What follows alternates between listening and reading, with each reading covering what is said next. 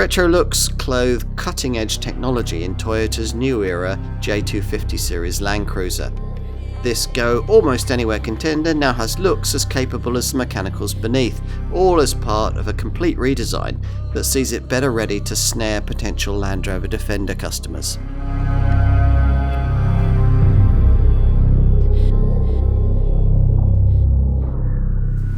Toyota has reimagined what its go-anywhere Land Cruiser large SUV can be, and here we're going to tell you how.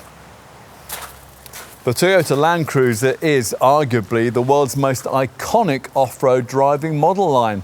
Switches between generations have happened rarely since the original version. The Toyota BJ was first launched in 1961. Since then, 11.3 million Land Cruisers have been sold across 170 countries, with the most recent J150 version launched back in 2009. Back then, there were two sizes of Land Cruiser, but Toyota no longer imports the larger one, the current J300 model, into Western Europe. Still, to compensate, this latest J250 design, announced in autumn 2023 and called the Prado in other markets, is a fraction larger than its predecessor and, as we're just about to see, quite a lot more sophisticated.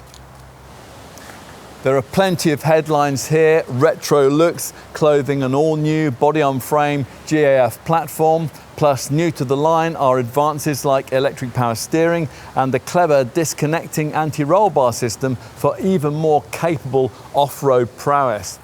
There's also stronger standards of safety and even the introduction of 48-volt mild hybrid electrification. Sounds very promising. To find out more, of course, you're going to need the industry's most comprehensive review, the Car and Driving Road Test.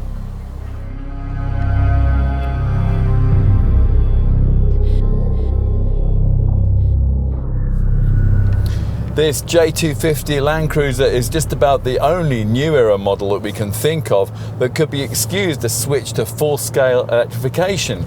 I mean, you don't want to be worrying about hybrid electronics when you're doing something like crossing the Zambezi, and you certainly don't want to be hanging around looking for a charging station there. You might have hoped, though, that Toyota would have redesigned the trusty 2.8-litre diesel that the previous J150 model campaigned with for most of its production life. As it is, the Japanese engineers have contented themselves with merely embellishing it, adding a new turbo and the potential for a 48-volt mild hybrid system, which wasn't ready for launch and hadn't yet arrived at the time of this test. Otherwise, this is the same unit that's been fitted to Land Cruisers since way back in 2015, which means it's still 4 cylinders in size, in contrast to the gruntier straight 6 you get in a comparable Defender. It is at least paired with a new direct shift 8-speed auto gearbox, and the 4-wheel drive 201 bhp powertrain has 500 Nm of torque and will tow up to 3,500 kilos, and that is the same as a Defender. Toyota has obviously worked a lot on the D4D systems refinement, and this engine doesn't now make such a shaking clatter when you start it up either. As before, there are 4 low and 4 high drive ratios, with a button now being used to switch between high and low range rather than a mechanical lever. If ever a Land Cruiser switched to the kind of monocoque construction that's used by more tarmac-orientated large SUVs, it really wouldn't be a Land Cruiser at all. This one thankfully sticks with a traditional body-on-frame architecture, but mates it with the brand's latest GAF platform. The idea, of course, is to preserve this model's legendary off-road prowess. It's further enhanced here with greater wheel articulation, which you'll appreciate in really gnarly conditions when you've engaged the permanent 4-wheel drive system's low-range L4 setting and taken advantage of the lockable centre and rear differentials. Another key improvement for off-piste work is the disconnecting front anti-roll bar, which can be disengaged via this centre console button to give maximum wheel articulation on really testing trails. The multi-terrain select drive mode system's been enhanced too. The setup adapting vehicle performance to suit various kinds of off-road terrain. There are 4 specific MTS settings: deep snow, mud, sand and dirt, or you can just leave the car in auto to do its own thing. There's also a new multi-terrain monitor which uses a high-resolution camera and display to give the driver a clear view of the area immediate around and beneath the vehicle.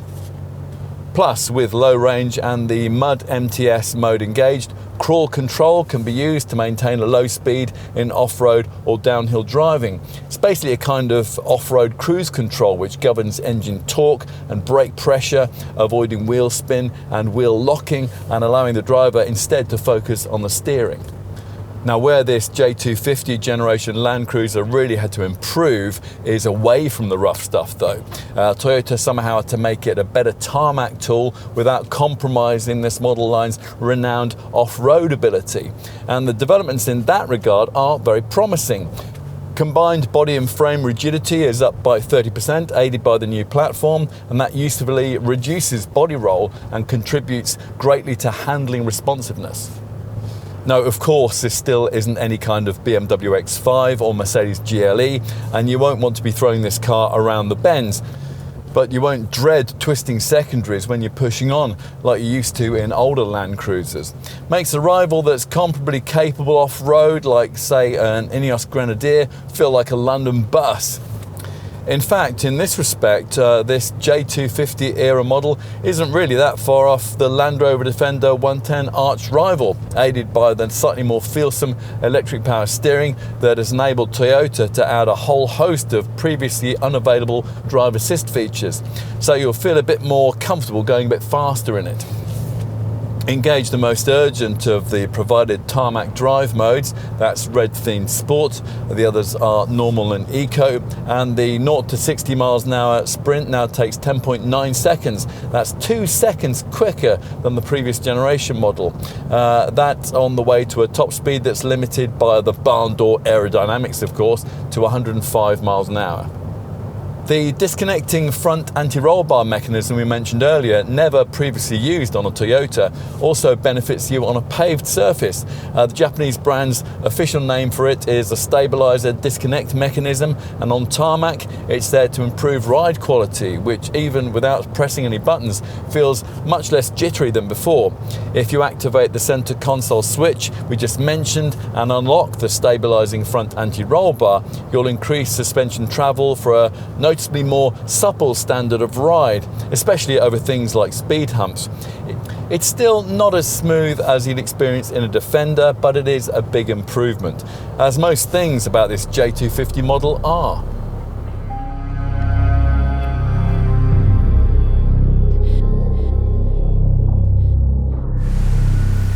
A few decades ago, Land Cruiser design went through a compromised urban jungle style phase, which thankfully has been dispensed with as part of a chunky, tough back to origins theme here. SUVs as varied as Suzuki's Jimny, Jeep's Wrangler and Land Rover's Defender have proved the merit of this approach, and this boxy J250 Land Cruiser embraces it thoroughly.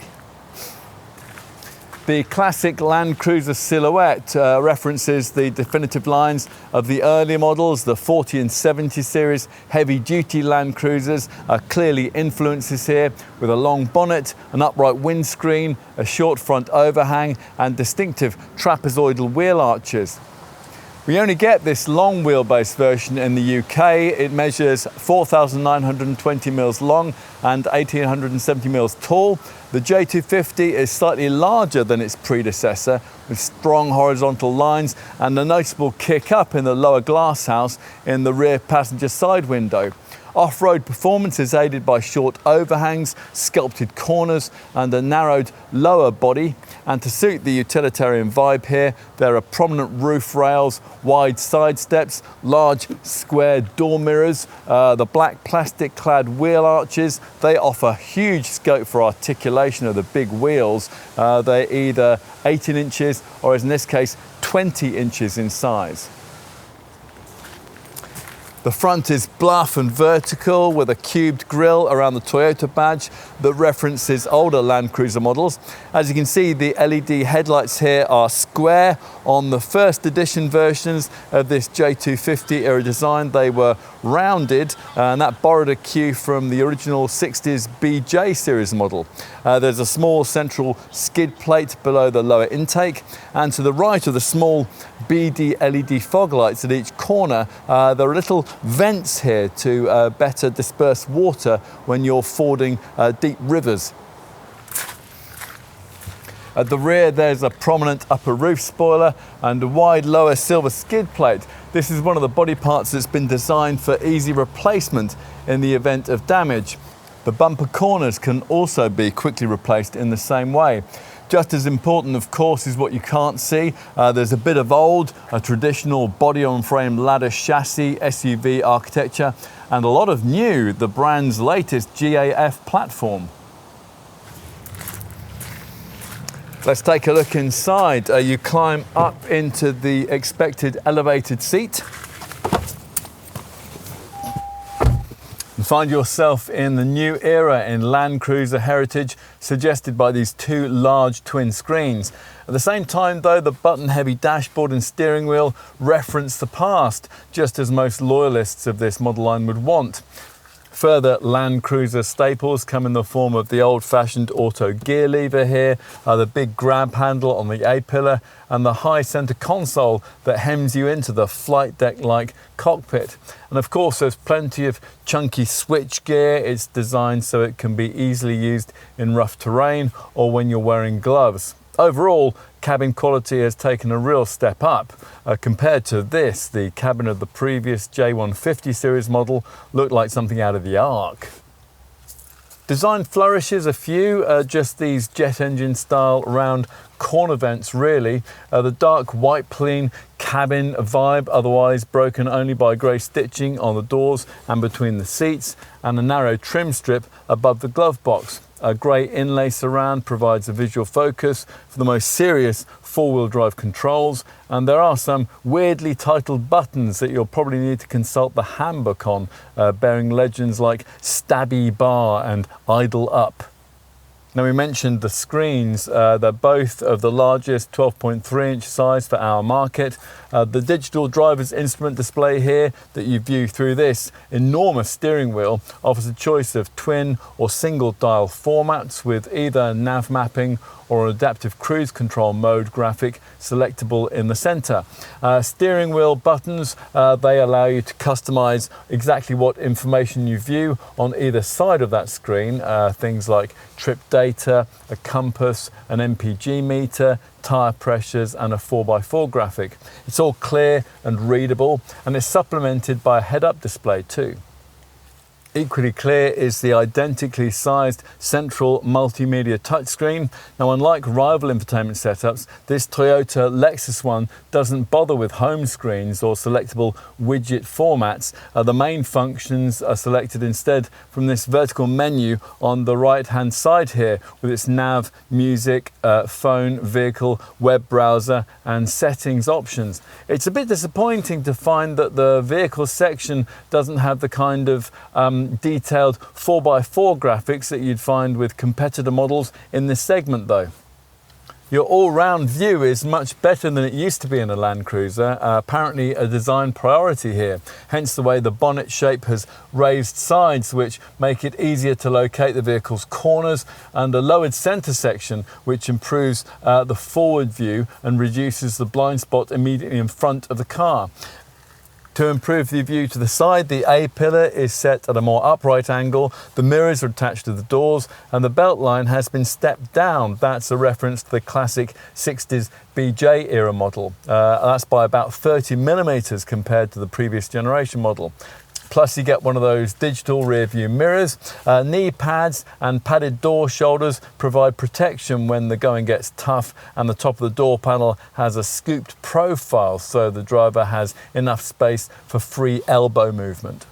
What else? Well, the black leather upholstered seats are now much more comfortable. Thicker urethane cushions disperse pressure over a wider area of the occupant's body, and they're shaped to promote the optimum pelvis angle. That reduces the load on the waist and muscles. There are a few blanked off buttons which we really wish had been put to use to more easily turn off some of the annoying nagging safety systems.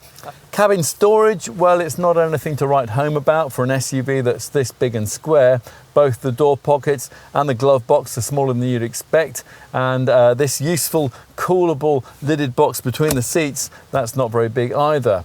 There are cup holders and a phone charging mat to the left of the gear stick, and there are 3 USB-C ports plus an HDMI socket ahead of the gear lever.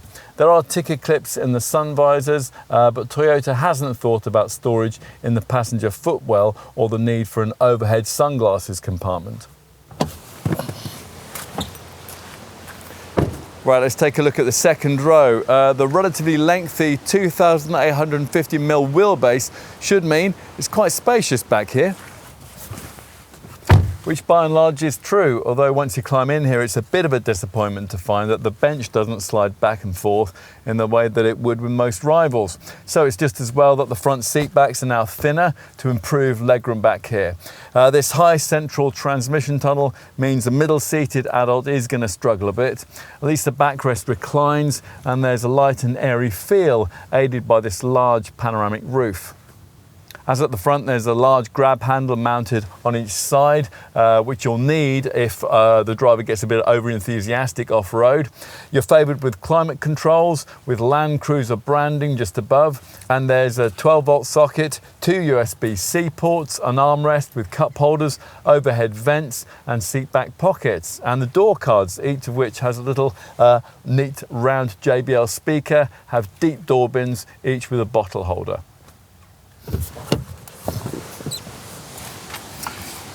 And in the third row, well, another market says the option not to have it, but as we filmed from UK launch, Toyota was only offering this car in the 7th seat form that most will want. The brand's always been good at seat folding mechanisms for rearmost access here, and this one also works really well. The seat folds double on itself, and it leaves a particularly wide entrance aperture if you enter on the driver's side of the car. It's just a question of whether the occupant heading into the very back has enough athleticism to manage the high climb up. Once in the third row, where you immediately have to fold these headrests upright, there's obviously the disadvantage compared to rivals of not being able to ask the folk ahead of you to slide their bench forward to improve legroom. But anyone of school age, which is what these rearmost pews are of course intended for, shouldn't really have any need to do that unless they're of future pro basketball stature. They'll enjoy the rather unique class touch of a button on each side, allowing you to make minor adjustments to the backrest, and occupants on both sides get twin cup holders, a USB-C port, an overhead vent and a grab handle. Getting out of the third row is even more difficult than getting in, and it's almost impossible to do it gracefully. Well, let's take a look at luggage space, shall we? Older Land Cruisers had a tail-mounted spare wheel, and that meant the need for an awkward side-opening tailgate. That was a real pain to use, actually, in tight car parks. But on the previous generation model, it was partly alleviated by an independently opening glass tailgate hatch. Now that's been retained here, and it is very useful if all you need to do is throw in a few light bags. But fortunately, the side-opening tailgate's been ditched in favour of this more conventional power-operated hatch. Now, obviously, when this rises, there's not much cargo capacity. If the third row's in use, just 130 litres. Toyota reckons 2 55cm suitcases would fit here, but getting them in would be a squeeze unless you use the third row buttons to put the pews back to a more vertical position. There is a narrow underfloor space that wouldn't take much. There are 2 silver tie downs, a recessed area to the left, and a useful 3-pin socket to the right. Also on the right are the switches to lower and raise the third row seats. Unfortunately, only the third row seats. This switch panel is usefully duplicated just inside the rear side doors. Flatten these rearmost chairs and obviously a lot more space opens up. 566 litres in fact, which you'll be glad of if you're delivering animal feed, say, to the top field. There's room enough for 3 86 centimetre cases, plus one at 81 centimetres and one at 69 centimetres. For more room still, you'll have to manually flatten the second row seating, and if you do that, there's up to 2,000 litres of cargo capacity available here.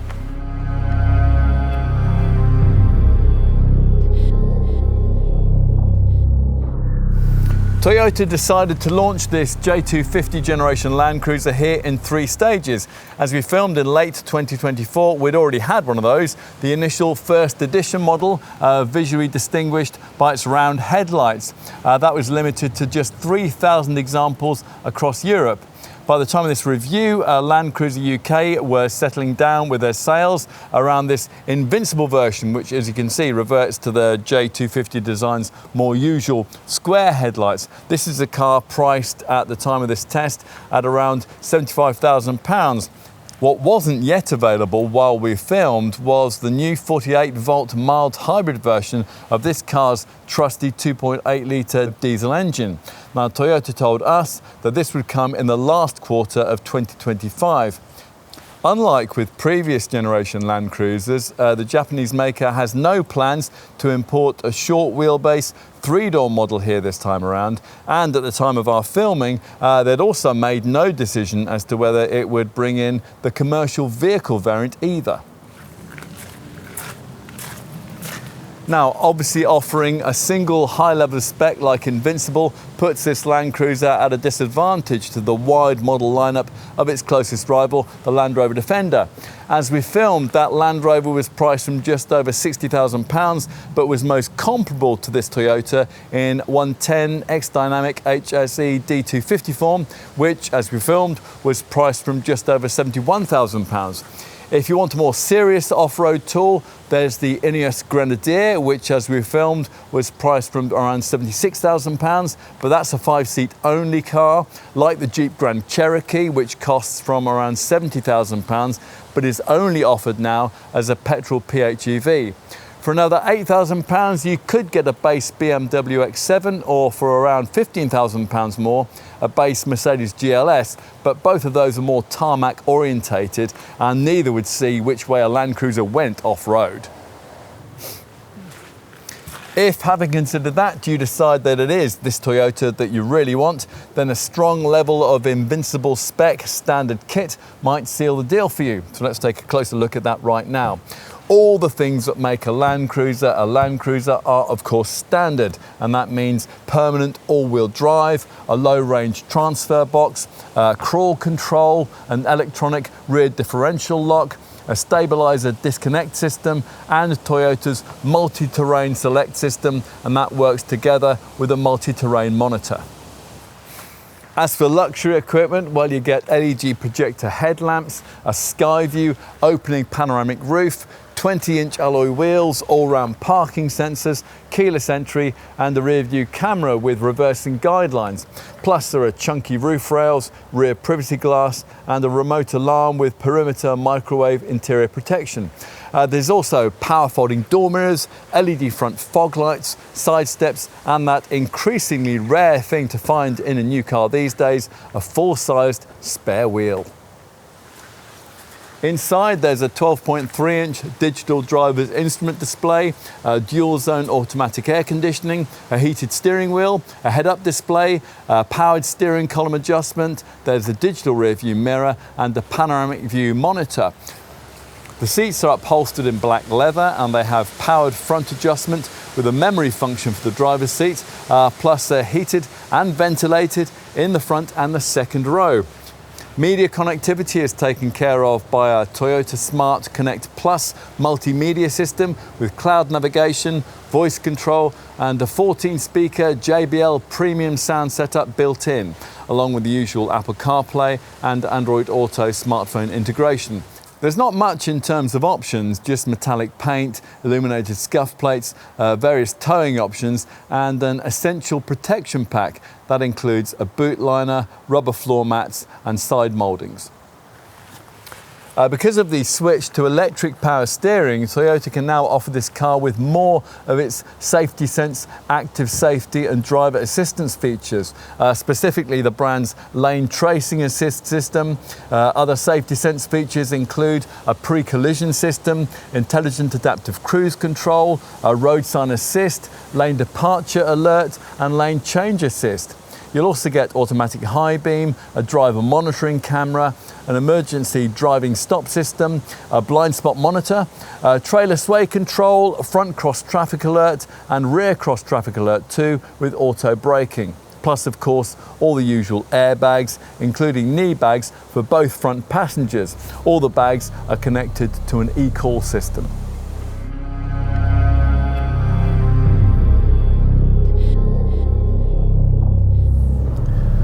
Exemplary engine efficiency might not be of paramount importance to likely Land Cruiser owners, but it's pretty important for Toyota to achieve it here if this J250 model isn't to unacceptably drag down the brand's overall fleet CO2 average in Europe.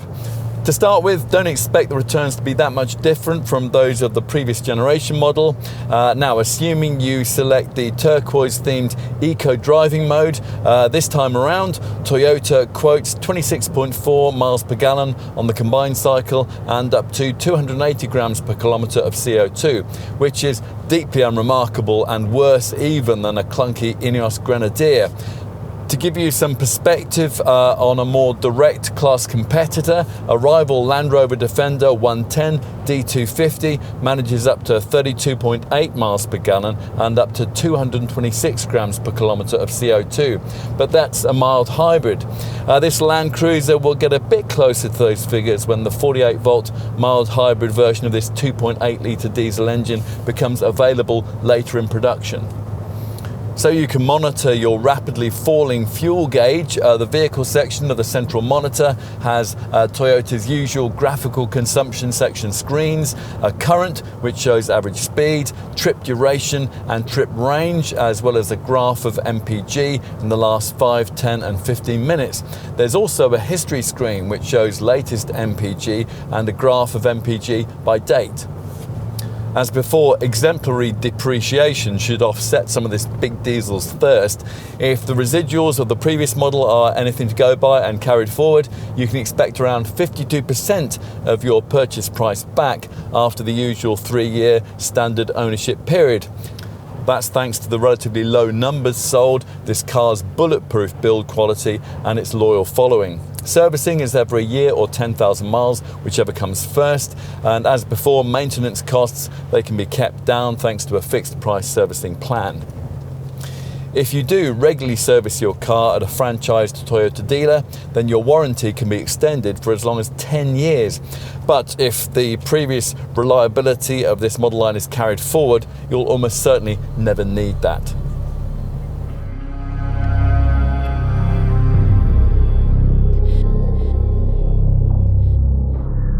There's a proven bulletproof go anywhere feel to this J250 series Land Cruiser that even the closest Land Rover Defender 110 rival can't quite emulate.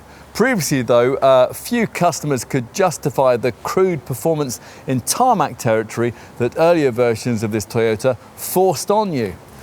Things are different now though. This new era model combines its wilderness capability with modern standards of handling, luxury, safety and entertainment. Of course, it still won't handle quite like a more compromised large luxury SUV would on tarmac, but as long as you're not throwing the thing about too much, that should hardly matter.